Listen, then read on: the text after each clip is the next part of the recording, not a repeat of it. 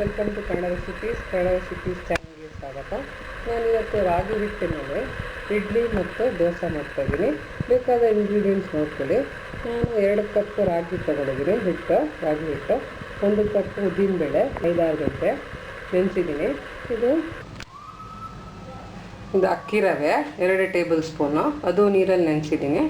ಉಪ್ಪು ರುಚಿಗೆ ತಕ್ಕಷ್ಟು, ಬೇಕಿಂಗ್ ಸೋಡಾ, ಅದು ಅಡುಗೆ ಸೋಡಾ 1/4 ಟೀ ಸ್ಪೂನ್. ಹೇಗೆ ಮಾಡೋದಂತ ನೋಡ್ಕೊಳ್ಳೋಣ ಫ್ರೆಂಡ್ಸ್. ಒಂದು ಮಿಕ್ಸರ್ ಜಾರ್ ತೊಗೊಳ್ಳಿ. ಇದರಲ್ಲಿ ನಾವು ಉದ್ದಿನಬೇಳೆನ ರುಬ್ಕೊಳ್ಳೋಣ.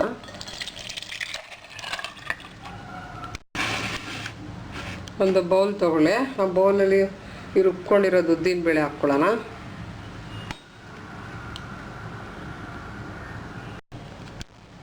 ಇದಕ್ಕೆ ರಾಗಿ ಹಿಟ್ಟು,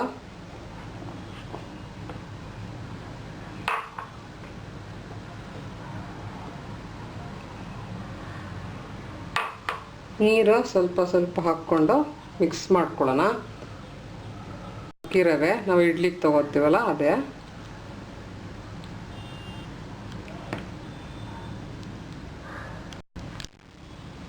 ಅಕ್ಕಿ ರವೆ, ಇದು ಇಡ್ಲಿ ರವೆ.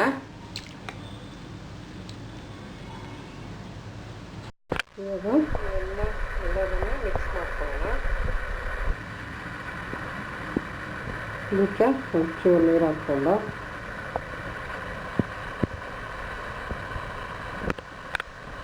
ಬ್ಯಾಟರು ಇಷ್ಟು ಕನ್ಸಿಸ್ಟೆನ್ಸಿ ಇದ್ರೆ ಸಾಕು. ಇವಾಗ ನಾವು ಇದು 5-6 ಗಂಟೆ ನೆನೆಯಕ್ಕಿಡೋಣ. ಇಲ್ಲಾಂದರೆ ಓವರ್ ನೈಟ್ ಸೋಕ್ ಮಾಡ್ಬೋದು. ಬೆಳಿಗ್ಗೆ ಇದ್ದು ಇಡ್ಲಿ ಹಾಕ್ಕೊಬೋದು.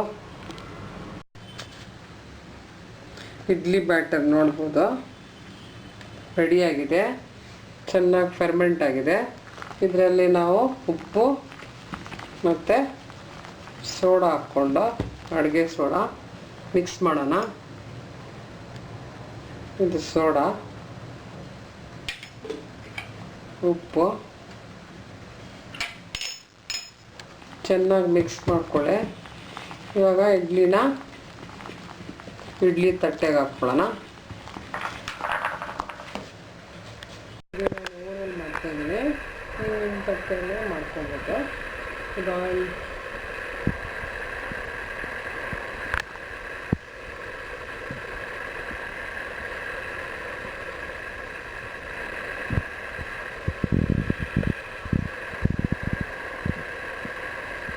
ಐದೇ 5 ನಿಮಿಷ ಆಗುತ್ತೆ.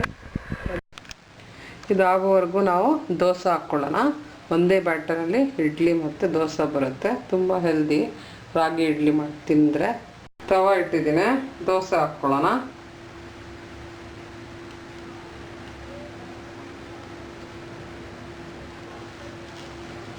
ಯೂಶಲಿ ನಾನು ಆಯಿಲ್ ಫ್ರೀ ಮಾಡ್ತೀನಿ, ನೀವು ಬೇಕಾದರೆ ಆಯಿಲು ಹಾಕ್ಕೋಬೋದು.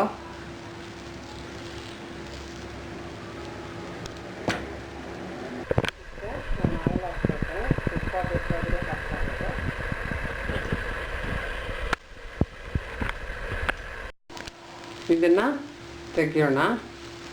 ನೋಡ್ಬೋದು ಎಷ್ಟು ಚೆನ್ನಾಗಿ ಕ್ರಿಸ್ಪಾಗಿ ಬಂದಿದೆ. ಈ ಥರನೇ ಎಲ್ಲ ದೋಸೆ ಹಾಕ್ಕೋಬೋದು. ನೋಡ್ಬೋದು, ಇದು ಇಡ್ಲಿನೂ ರೆಡಿಯಾಗಿದೆ. ಖುಷಿಯಾಗಿದೆ.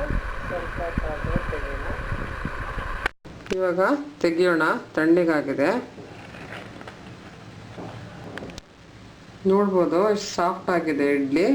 ಇದು ತುಂಬ ಹೆಲ್ದಿ, ಮನೇಲಿ ಮಾಡ್ಬೋದು ಈಸಿಯಾಗಿ. ರಾಗಿ ಹಿಟ್ಟಿನಿಂದ ಇಡ್ಲಿ ಮತ್ತು ದೋಸೆ ರೆಡಿಯಾಗಿದೆ. ನೀವು ಟ್ರೈ ಮಾಡಿ ಫ್ರೆಂಡ್ಸ್, ತುಂಬ ಹೆಲ್ದಿ. ವೀಕ್ಷಿಸಿ ಕನ್ನಡ ರೆಸಿಪೀಸ್. Thanks friends.